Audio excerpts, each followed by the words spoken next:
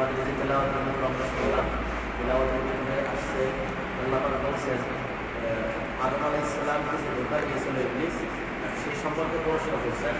অর্থাৎ ইবলিসকে বলছেন ক্বালা মা মানা'আকা আন তাসজুদা লিয আমারতু, তোমাকে কে নিষেধ করলো, কি জিনিস তোমাকে বাধা দিল বা কে নিষেধ করলো, অথচ আমি তোমাকে বললাম সিজদা করার জন্য আদম। তখন ইবলিস জবাব দিয়েছে ক্বালা আনা খায়রুম মিনহু, আমি তার চাইতে উত্তম। ইবলিস কি বলছে? এই ইবলিসের স্বভাব থাকলে এটা দূর করতে হবে না, কি বলেন? নিজের অজান্তে যদি বলেন যে আমি উত্তম, এটা অন্যায় না? কোরআন এবং হাদিসের দৃষ্টিতে জানতে হবে, সেই অনুযায়ী আমার করতে হবে। ইবলিস বলছে ক্বালা আনা খায়রুম মিনহু, আমি তার চাইতে উত্তম। কেন উত্তম? আমার যুক্তি পেশ করছে। অনেকে এরকম যুক্তি পেশ করে থাকে মন করা। ইবলিস বলছে খালাকতানি মিন নার ওয়া খালাকতাহু মিন তিন, আমাকে সৃষ্টি করেছেন আগুন দিয়ে আর আগুনকে সৃষ্টি করেছেন কাদা মাটি দিয়ে। তো এই অজুহাত দেখা এসে বলছে যে আমি উত্তম। আল্লাহ বললেন ক্বালা ফাহবিত মিনহা ফামা ইয়াকুনু লাকা আন তাতাকাব্বার, মানে ইবলিস কিবর করলো, অহংকার করলো, এটা বলে এরপরে বললেন ফাখরুজ, তুমি বের হয়ে যাও, ইন্নাকা মিনাস সাগিরিন, তুমি বিতাড়িত। ক্বালা আনজিরনি, সে আল্লাহর কাছে বলছে ক্বালা আনজিরনি ইলা ইয়াউমি ইউবআসুন, আমাকে কিয়ামত পর্যন্ত অবকাশ দেওয়া। কে বলছে? ইবলিস দাবি করছে আল্লাহর কাছে, দোয়া করছে যে আনজিরনি ইলা ইয়াউমি ইউবআসুন, কিয়ামত পর্যন্ত আমাকে অবকাশ দেওয়া হবে। সাথে সাথে আল্লাহ পাক তার দোয়া কবুল করছে, বলছেন ক্বালা ইন্নাকা মিনাল মুনজিরিন, দেওয়া হবে, তোমাকে অবকাশ দেওয়া হবে। এরপর সে বলছে ক্বালা ফাবিমা আগওয়াইতানি লাআকউদান্না লাহুম সিরাতাকাল মুস্তাকিম সুম্মা লাআতিয়ান্নাহুম মিন বাইনি আইদিহিম ওয়া মিন খালফিহিম ওয়া আন আইমানিহিম ওয়া আন শামাইলিহিম। অর্থাৎ বনি আদমকে সে চতুর্দিক থেকে ধোঁকা দিবে, চতুর্দিক থেকে ধোঁকা দিবে। আচ্ছা, আল্লাহ পাক কোরআনে এগুলো স্পষ্ট করছেন। এর উদ্দেশ্য হলো আমরা কি থাকবো জানার পরে বুঝতেছেন না, সতর্ক থাকবো নাকি? এটা আল্লাহ আমাকে জানাইতেছেন কেন? যে আমরা সতর্ক থাকবো। কেন না?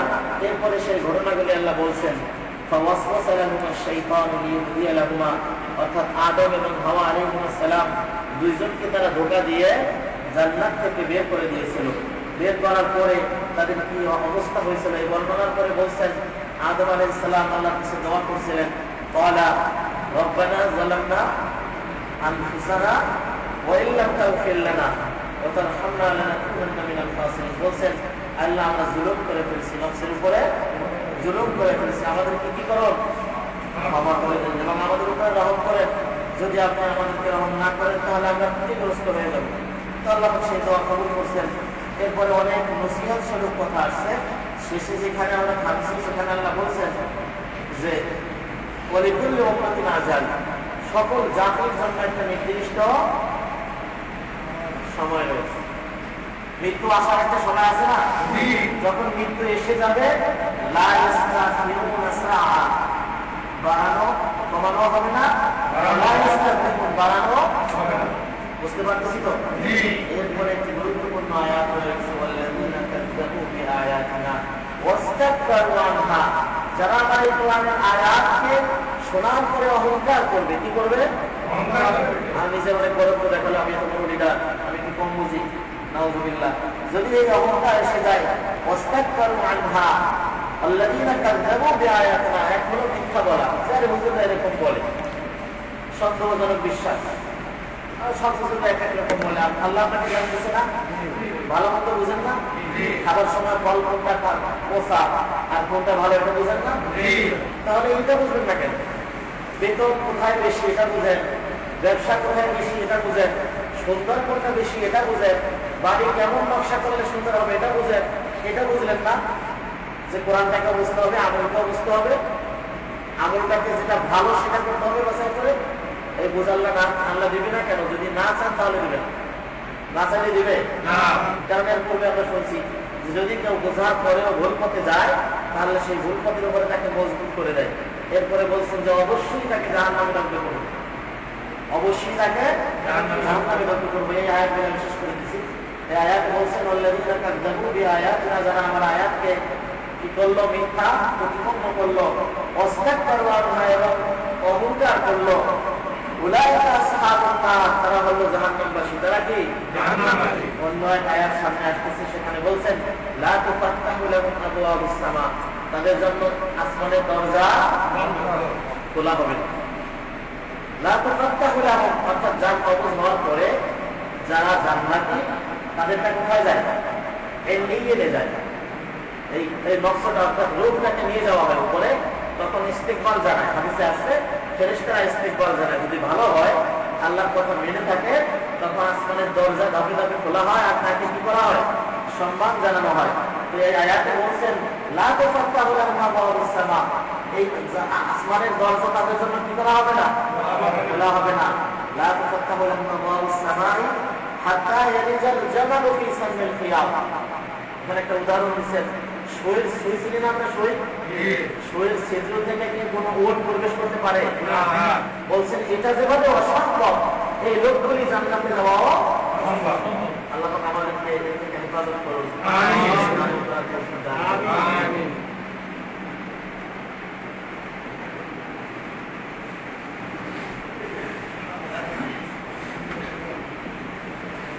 আল্লাহু আকবার।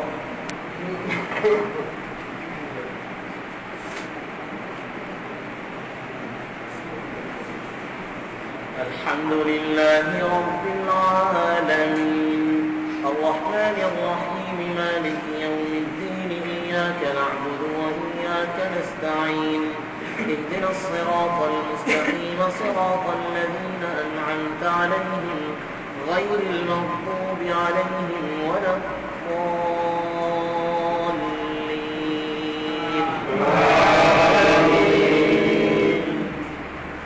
ولكل أمة أجل فإذا جاء أجلهم لا يستأخرون ساعة ولا يستقدمون. يا بني آدم إما يأتينكم رسل منكم يقصون عليكم آياتي فمن اتقى وأصلح فلا خوف عليهم ولا هم يحزنون. والذين كذبوا بآياتنا واستكبروا عنها أولئك أصحاب النار هم فيها خالدون. فمن أظلم ممن افترى على الله كذبا أو كذب بآياته أولئك ينالهم نصيبهم من الكتاب حتى إذا جاءتهم رسلنا يتوفونهم قالوا أين ما كنتم تدعون من دون الله قالوا ضلوا عنا وشهدوا على أنفسهم أنهم كانوا كافرين. قال ادخلوا في قد خلت من قبلكم من الجن والإنس في النار كلما دخلت أمة لعنت أختها حتى إذا اداركوا فيها جميعا قالت أخراهم لأولاهم ربنا هؤلاء أضلونا فآتهم عذابا ضعفا من النار قال لكل ضعف ولكن لا تعلمون. وقالت أولاهم لأخراهم فما كان لكم علينا من فضل فذوقوا العذاب بما كنتم تكسبون. إن الذين كذبوا بآياتنا واستكبروا عنها لا تفتح لهم أبواب السماء ولا يدخلون الجنة حتى يلج الجمل في سم الخياط وكذلك نجزي المفترين. لهم من جهنم لا تفتح لهم أبواب السماء ولا يدخلون الجنة حتى يلج الجمل في سم الخياط وكذلك نجزي المفترين.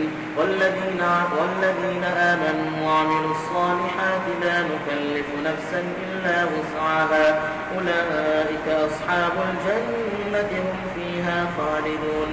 ونزعنا ما في صدورهم من غل تجري من تحتهم الأنهار وقالوا الحمد لله الذي هدانا لهذا وما كنا لنهتدي لولا أن هدانا الله لقد جاءت رسل ربنا بالحق ونودوا أن تلكم الجنة أورثتموها بما كنتم تعملون. ونادى أصحاب الجنة أصحاب النار أن قد أن قد وجدنا ما وعدنا ربنا حقا فهل وجدتم ما وعد ربكم حقا قالوا نعم فأذن مؤذن بينهم اللعنة الله على الظالمين الذين يصدون عن سبيل الله ويبغونها عوجا وهم بالآخرة كافرون وبينهما حجاب وعلى الأعراف رجال يعرفون كلا بسيماهم ونادوا أصحاب الجنة أن سلام عليكم لم يدخلوها وهم يطمعون وإذا صرفت أبصارهم تلقاء أصحاب النار قالوا ربنا لا تجعلنا مع القوم الظالمين ونادى أصحاب الأعراف رجالا يعرفونهم بسيماهم قالوا ما أغنى عنكم جمعكم وما كنتم تستكبرون أهؤلاء الذين أقسمتم لا ينالهم الله برحمة ادخلوا الجنة لا خوف عليكم ولا أنتم تحزنون ونادى أصحاب النار أصحاب الجنة أن أفيدوا علينا من الماء أو مما رزقكم الله قالوا إن الله حرمهما على الكافرين الذين اتخذوا دينهم لهوا ولعبا وغرتهم الحياة الدنيا فاليوم ننساهم كما نسوا لقاء يومهم هذا وما كانوا بآياتنا يجحدون الله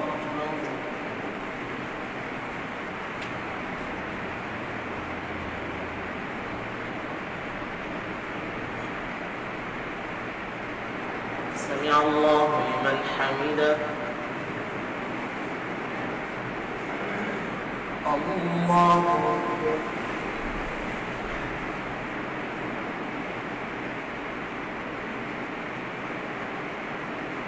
الله أكبر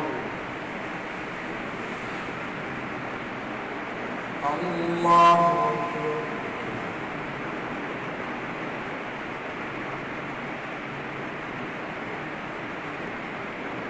الله أكبر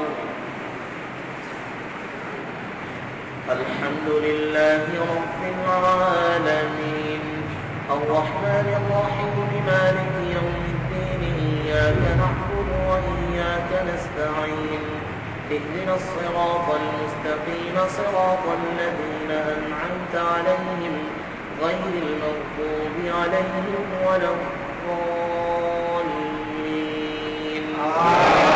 آمين ولقد جئناهم بكتاب فصلناه على علم هدى ورحمة لقوم يؤمنون هل ينظرون إلا تأويله يوم يأتي تأويله يقول الذين نسوه من قبل قد جاءت رسل ربنا بالحق فهل لنا من شفعاء فيشفعوا لنا أو نرد فنعمل غير الذي كنا نعمل قد خسروا أنفسهم وضل عنهم ما كانوا يفترون إن ربكم الله الذي خلق السماوات والأرض في 6 أيام ثم استوى على العرش يغشي الليل النهار يطلبه حثيثا والشمس والقمر والنجوم مسخرات بأمره ألا له الخلق والأمر تبارك الله رب العالمين ادعوا ربكم تضرعا وخفية إنه لا يحب المعتدين ولا تفسدوا في الأرض بعد إصلاحها وادعوه خوفا وطمعا إن رحمة الله قريب من المحسنين وهو الذي يرسل الرياح بشرا بين يدي رحمته حتى إذا أقلت سحابا ثقالا سقناه لبلد ميت فأنزلنا به الماء فأخرجنا به من كل الثمرات كذلك نخرج الموتى لعلكم تذكرون والبلد الطيب يخرج نباته بإذن ربه والذي خبث لا يخرج إلا نكدا كذلك نصرف الآيات لقوم يشكرون لقد أرسلنا نوحا إلى قومه فقال يا قوم اعبدوا الله ما لكم من إله غيره إني أخاف عليكم عذاب يوم عظيم قال الملأ من قومه إنا لنراك في ضلال مبين قال يا قوم ليس بي ضلالة ولكني رسول من رب العالمين أبلغكم رسالات ربي وأنصح لكم وأعلم من الله ما لا تعلمون أوعجبتم أن جاءكم ذكر من ربكم على رجل منكم لينذركم ولتتقوا ولعلكم ترحمون فكذبوه فأنجيناه والذين معه في الفلك وأغرقنا الذين كذبوا بآياتنا إنهم كانوا قوما عمين وإلى عاد أخاهم هودا قال يا قوم اعبدوا الله ما لكم من إله غيره أفلا تتقون قال الملأ الذين كفروا من قومه إنا لنراك في سفاهة وإنا لنظنك من الكاذبين قال يا قوم ليس بي سفاهة ولكني رسول من رب العالمين أبلغكم رسالات ربي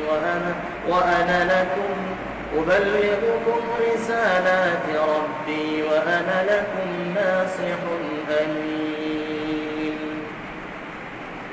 الله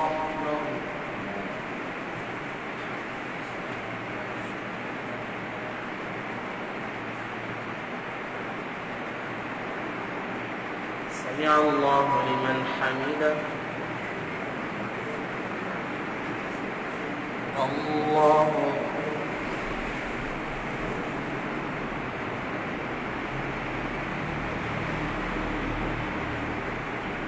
الله الله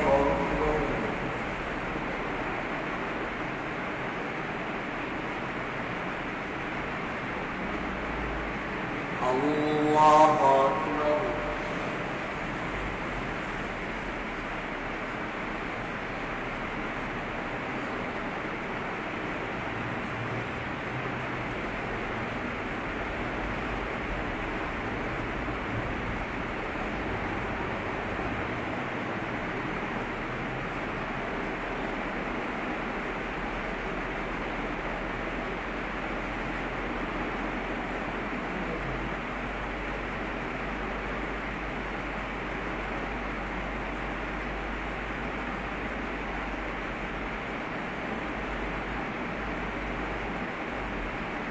السلام عليكم ورحمة الله.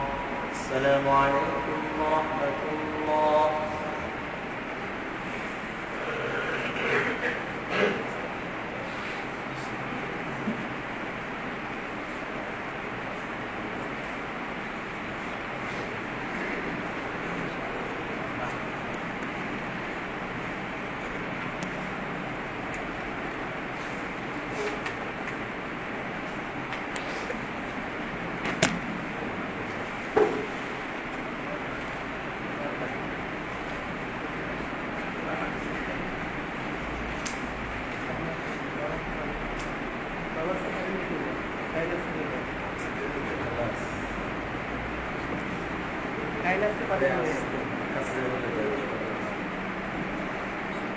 الله أكبر.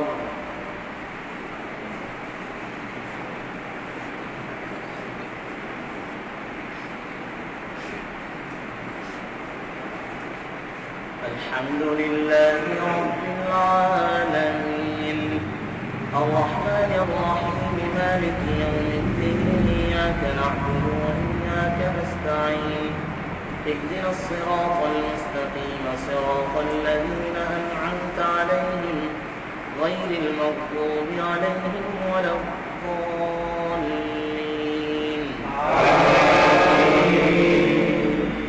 أوعجبتم أن جاءكم ذكر من ربكم ربكم على رجل منكم لينذركم واذكروا إذ جعلكم خلفاء من بعد قوم نوح وزادكم في الخلق بسطة فاذكروا آلاء الله لعلكم تفلحون قالوا أجئتنا لنعبد الله وحده ونذر ما كان يعبد آباؤنا فأتنا بما تعدنا إن كنت من الصادقين قال قد وقع عليكم من ربكم رجس وغضب أتجادلونني في أسماء سميتموها أنتم وآباؤكم ما نزل الله بها من سلطان فانتظروا إني معكم من المنتظرين فأنجيناه والذين معه برحمة منا وقطعنا دابر الذين كذبوا بآياتنا وما كانوا مؤمنين وإلى ثمود أخاهم صالحا قال يا قوم اعبدوا الله ما لكم من إله غيره قد جاءتكم بينة من ربكم هذه ناقة الله لكم آية فذروها تأكل في أرض الله ولا تمسوها بسوء فيأخذكم عذاب أليم واذكروا إذ جعلكم خلفاء من بعد عاد وبوأكم في الأرض تتخذون من سهولها قصورا وتنحتون الجبال بيوتا فاذكروا آلاء الله ولا تعثوا في الأرض مفسدين قال الملأ الذين استكبروا من قومه للذين استضعفوا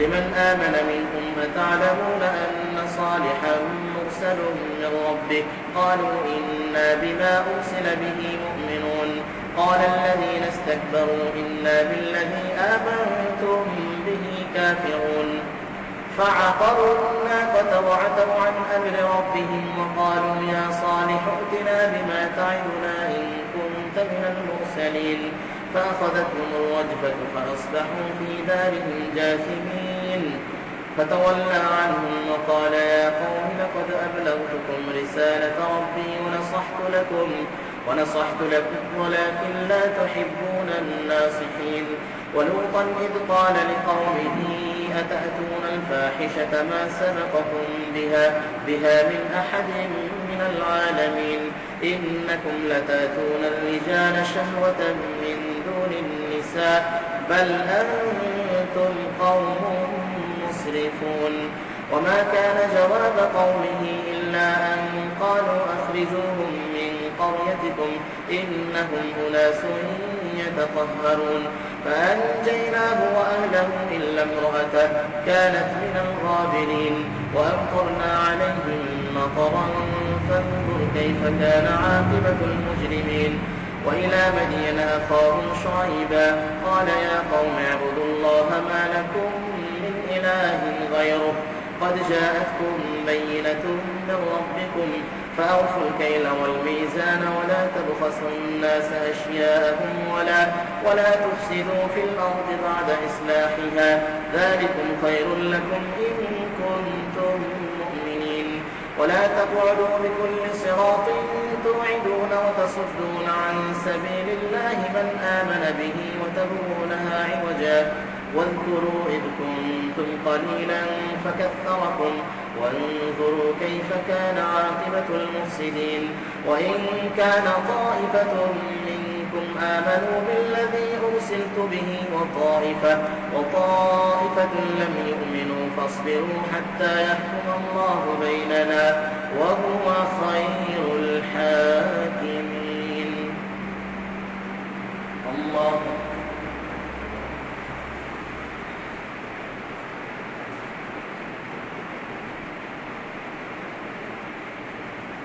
سمع الله لمن حمده. الله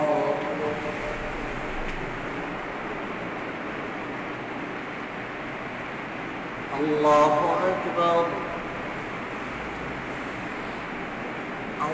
الله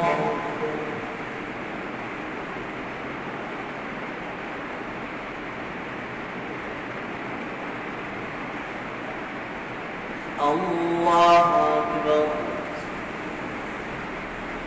الحمد لله رب العالمين الرحمن الرحيم مالك يوم الدين إياك نعبد وإياك نستعين اهدنا الصراط المستقيم صراط الذين أنعمت عليهم غير المغضوب عليهم ولا الضالين.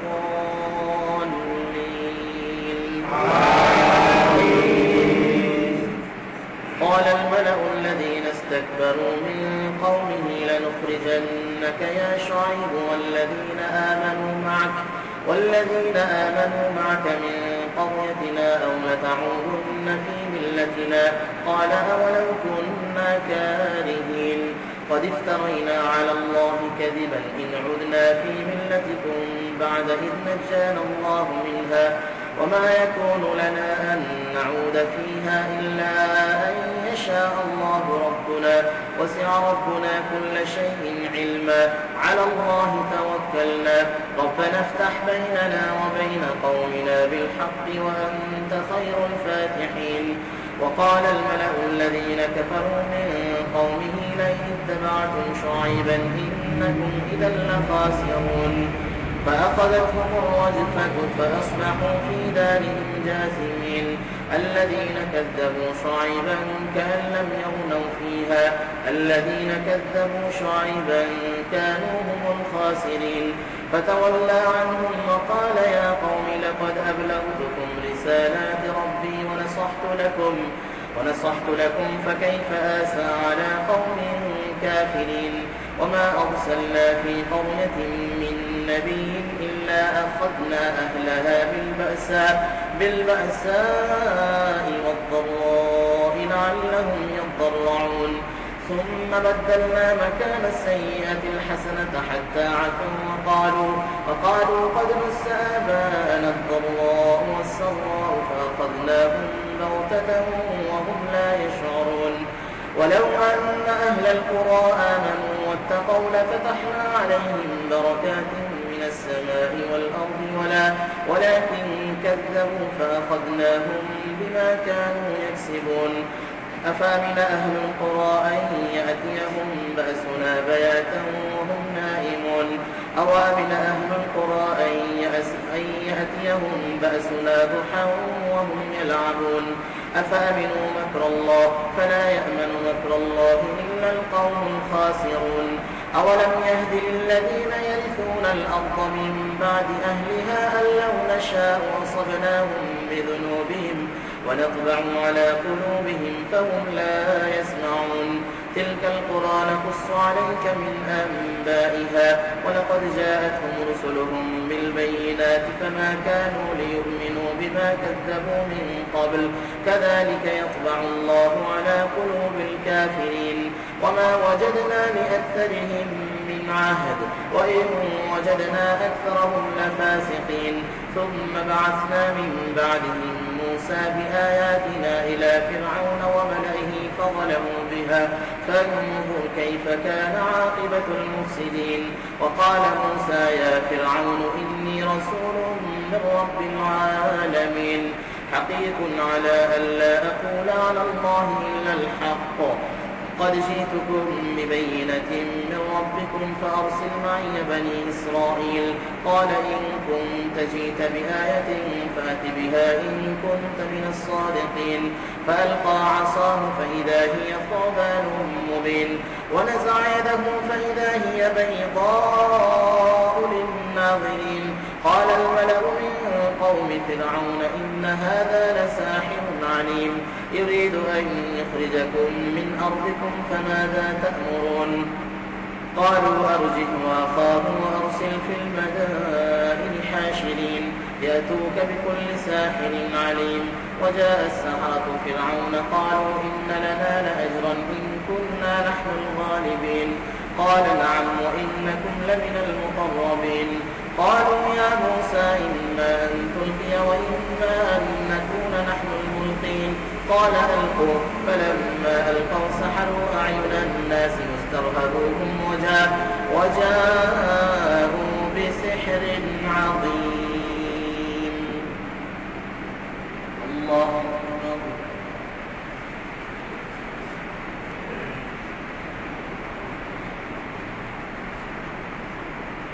سمع الله لمن حمده الله أكبر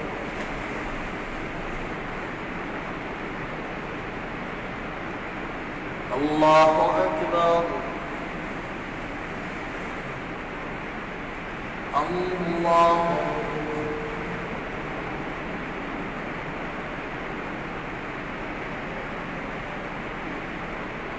الله أكبر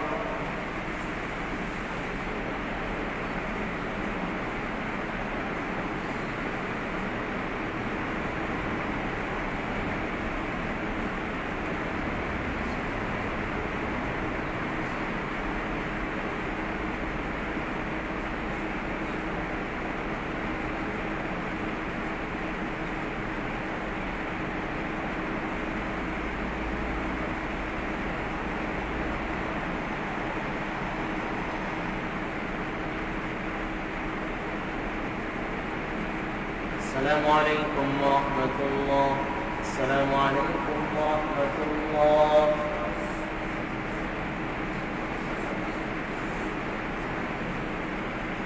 الصلاة عليكم. الله أكبر.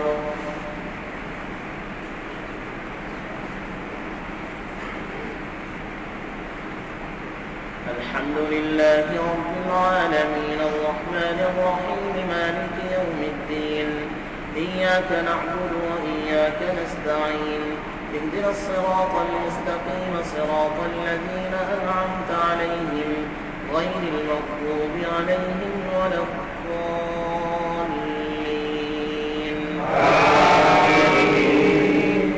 سبح اسم ربك الأعلى الذي خلق فسوى والذي قدر فهدى والذي أخرج المرعى فجعله غثاء أحوى سنقرئك فلا تنسى إلا ما شاء الله إنه يعلم الجهر وما يخفى ونيسرك لليسرى فذكر إن نفعت الذكرى سيذكر من يخشى ويتجنبها الأشقى الذي يصلى النار الكبرى ثم لا يموت فيها ولا يحيا قد أفلح من تزكى وذكر اسم ربه فصلى بل تؤثرون الحياة الدنيا والآخرة خير وأبقى إن هذا لفي الصحف الأولى صحف إبراهيم وموسى. الله أكبر.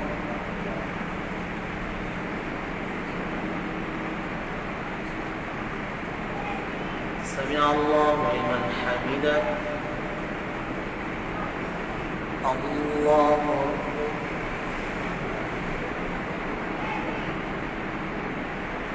الله أكبر. الله أكبر.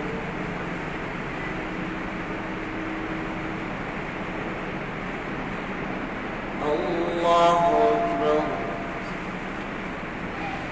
الحمد لله رب العالمين الرحمن الرحيم مالك يوم الدين إياك نعبد وإياك نستعين اهدنا الصراط المستقيم صراط الذين أنعمت عليهم غير المغضوب عليهم ولا الضالين.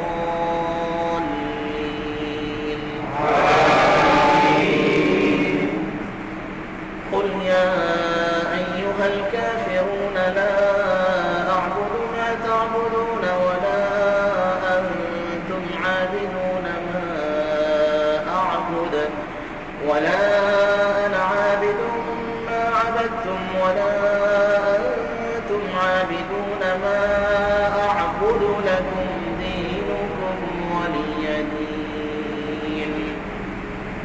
الله أكبر.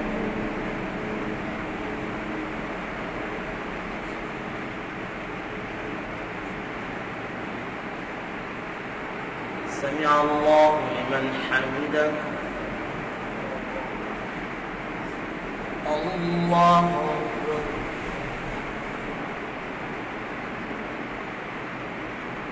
الله أكبر. الله أكبر.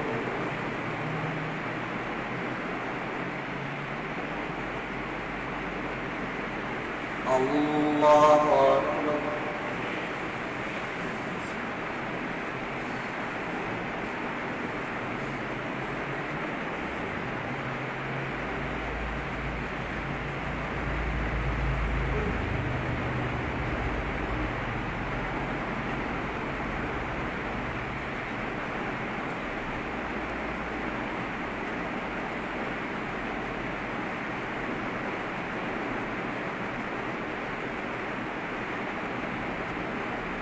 السلام عليكم ورحمة الله. السلام عليكم ورحمة الله.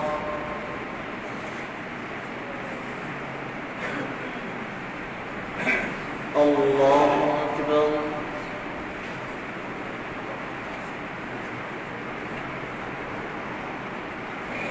الحمد لله رب العالمين الرحمن الرحيم مالك يوم الدين إياك نعبد وإياك نستعين اهدنا الصراط المستقيم صراط الذين أنعمت عليهم غير المغضوب عليهم ولا الضالين.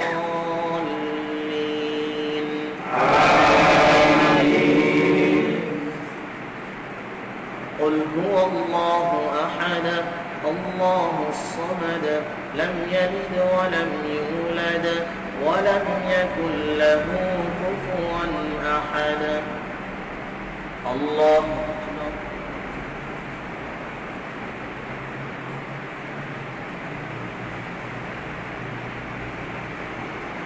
سمع الله لمن حمده.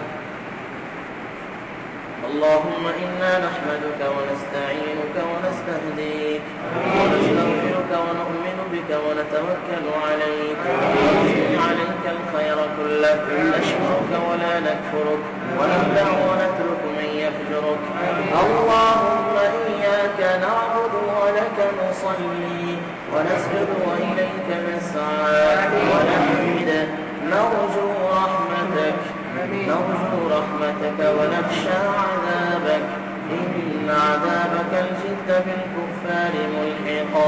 اللهم اهدنا فيمن هديت وعافنا فيمن عافيت وتولنا فيمن توليت وبارك لنا فيما أعطيت وقنا برحمتك واصرف عنا شر ما قضيت إنك تقضي بالحق ولا يقضى عليك ولا يذل من واليت ولا يعز من عاديت أنت ربنا وتعاليت. الحمد على ما قضيت ولك الشكر على ما أعطيت.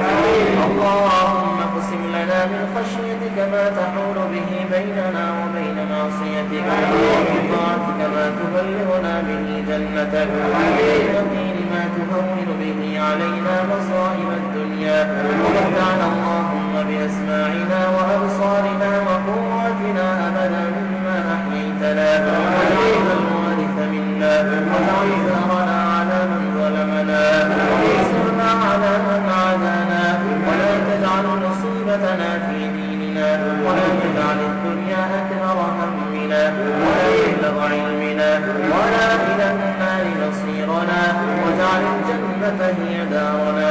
اللهم اغفر لنا فإنك خير الغافرين وارحمنا فإنك خير الراحمين وارزقنا فإنك خير الرازقين. اللهم احفظنا بالإسلام قائمين واحفظنا بالإسلام قاعدين واحفظنا بالإسلام راقدين ولا تشمت من الأعداء ولا الحاسدين. ربنا تقبل منا إنك أنت السميع العليم وتب علينا إنك أنت التواب الرحيم. سبحان ربك رب العزة عما يصفون وسلام على المرسلين والحمد لله رب العالمين. الله أكبر.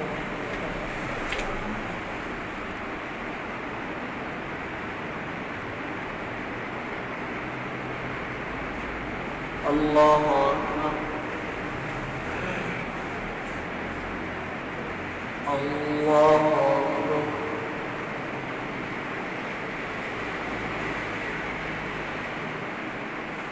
الله أكبر.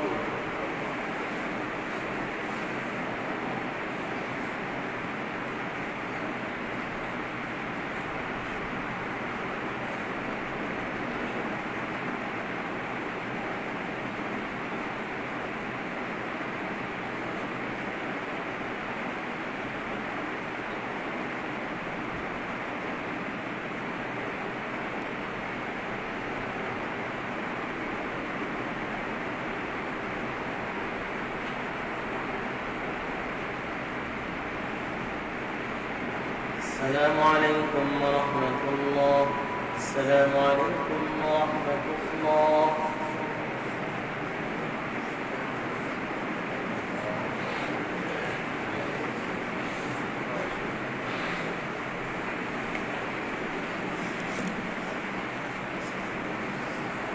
الحمد لله والصلاة والسلام على رسول الله وعلى آله وصحبه وسلم تسليما كثيرا.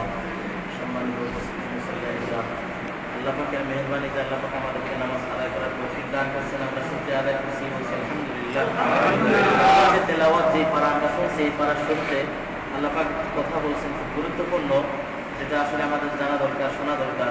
বলছেন ওয়াকাযালিকা জাআলনা লিকুল্লি নাবিয়্যিন আদুওয়া وكذلك جعلنا لكل نبي عدوا شياطين الانس والجن. বলছেন যে সকল নবীদের কিছু শত্রু বানিয়ে দেওয়া হয়েছে মানুষ শয়তানের মধ্য থেকে এবং জিন শয়তানদের মধ্য থেকে।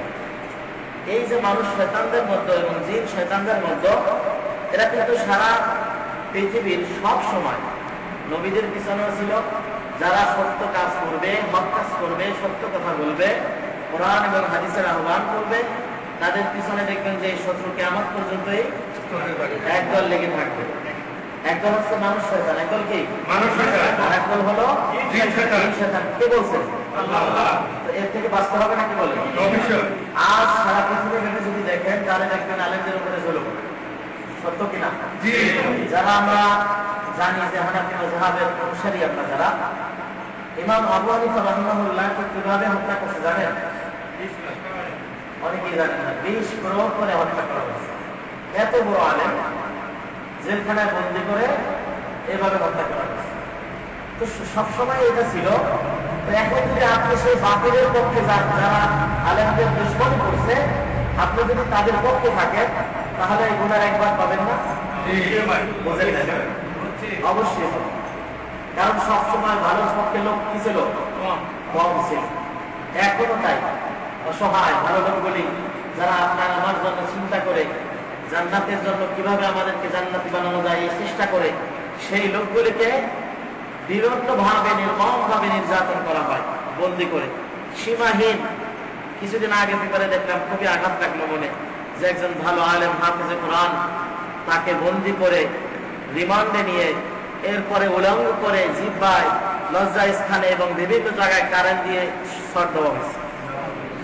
বাংলাদেশের জমিনে, যেখানে বাংলাদেশি মানুষ, যেখানে আলেম ওলামাদেরকে শ্রদ্ধা করে, সবসময় শ্রদ্ধার সাথে দেখে, যারা আপনাকে আমাকে দুইটা দিন শিখাইছেন, দুইটা অক্ষর শিখাইছেন, আজ তাদের বিরুদ্ধে মিথ্যা অপবাদ, এই শাস্তিটা তাকে কেন দেওয়া হয়েছে?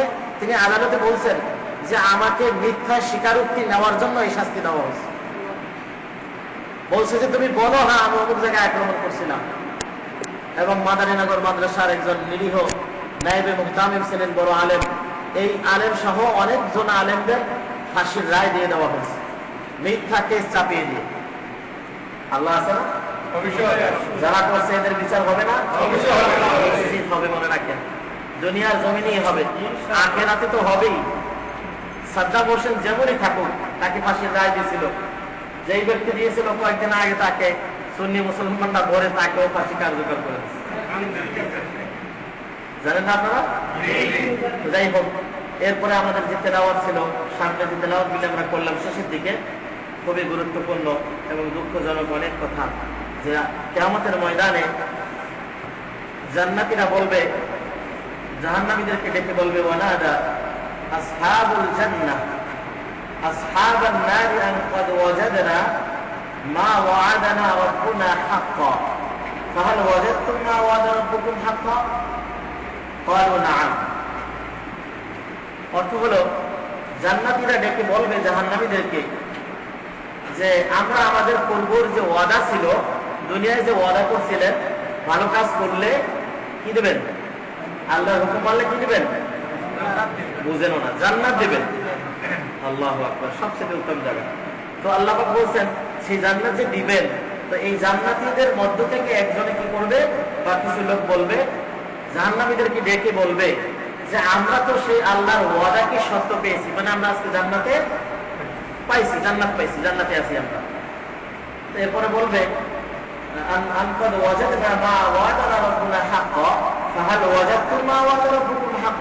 তোমাদের সাথে যে ওয়াদা ছিল যে অন্যায় কাজ করলে জাহান্নামে দিবেন নাকি? আল্লাহর হুকুম না মানলে কোথায় দিবেন? শয়তানের অনুসরণ করলে কোথায় দিবেন?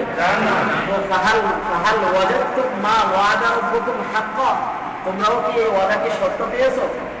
তখন জাহান্নামী কিছু লোক জবাব দিবে না, হ্যাঁ পেয়েছি। তখন কোন ব্যক্তি উঠে বলবেন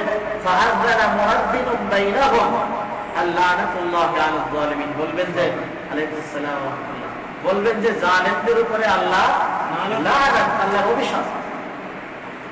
যাই হোক, এই আয়াতের ভিতরে বলছে যে এই জাহান্নামীরা শেষ পর্যন্ত জান্নাতীদেরকে বলবে ওয়ানাদা আসহাবুন নার আসহাবাল জান্নাহ, জান্নাতীদেরকে আরজ করবে, বলবে আন আফিদু আলাইনা মিনাল মা, আমাদেরকে কিছু পানি দাও।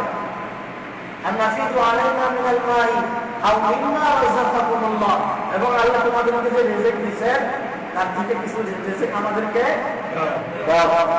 তখন জবাব দিবে জান্নাতীরা বলবে ক্বালু ইন্নাল্লাহা হারামাহু আলাল কাফিরিন, আল্লাহ পাক কাফেরদের উপরে কি করেছেন? এই নিয়ামত হারাম করেছেন। জান্নাতীদেরকে যে খাদ্য দেওয়া হবে, যতই আপনার খাতে থাকুক তখন কোনো কাজে আসবে? ভালো কাজ করলে আসতে পারে, সুপারিশের সুযোগ থাকতে পারে। আল্লাহু আ'লাম। যেমন হাদিসে আছে শহীদ যে হবে একমাত্র আল্লাহর জন্য সে সুপারিশ করার সুযোগ পাবে। এরকম কিছু কিছু বিষয় আছে, তারা শুধু সুপারিশ করতে পারবে। কিন্তু দেখা গেছে যে ভালো কাজই করলো না সারা জীবন, মনের চিন্তাধারাই ছিল ইসলাম বিরোধী। শুধু রমজান আসলে মাশাআল্লাহ পাক্কা মুসল্লি, রমজান করে নামাজ পড়ে নেই, জানছে বুঝছে শুনছে, সব আহ্বানগুলি তার কাছে পড়ছে, কিন্তু সে গুরুত্ব দেয়নি। সে জান্নাতে যেতে পারবে না, প্রশ্নই আসে না। যেটা একটা কথা শুনছি, বলছেন হাত্তা ইয়ারকুল জামালু ফি সামিল কিয়াম, শোয়ের মধ্য থেকে যদি একটা উট প্রবেশ করতে পারে তাহলে এটা সম্ভব। সম্ভব? উট কখনো প্রবেশ করতে পারবে না শোয়ের চিহ্ন থেকে। ঠিক যারা আজকে আল্লাহর হুকুম মানছে না, যারা আজকে বাতিলকে সাপোর্ট করছে, বাতিলের সাথে যার গ্রাম দিয়ে আছে, হকের কথা বলে ভালো লাগে না। আজকে দেখেন আমরা কয়েকজন মানুষ বেশি গিয়ে দেখেন খেলা দেখতেছে, কত যুবক বললে তারা আবার চোখ কোরআনি দেয় নাকি? একবার বলে চোখ কোরআনি দেয়, চোখ কয়দিন ঘুরাবে? হায়াত শেষ হয়ে আসবেই, আসবে না কি বলেন? আসবেই। তখন যে চোখ কত রকম করবা, তখন লাভ হবে না। আল্লাহ পাক সময় থাকতে আমাদের সকলকে সঠিক বুঝ দান করুন, কোরআন সুন্নাহকে অনুসরণ করার তৌফিক দান করুন, আমাদের জীবনের সকল গুনাহগুলি যেন মাফ করে দেন। আমিন।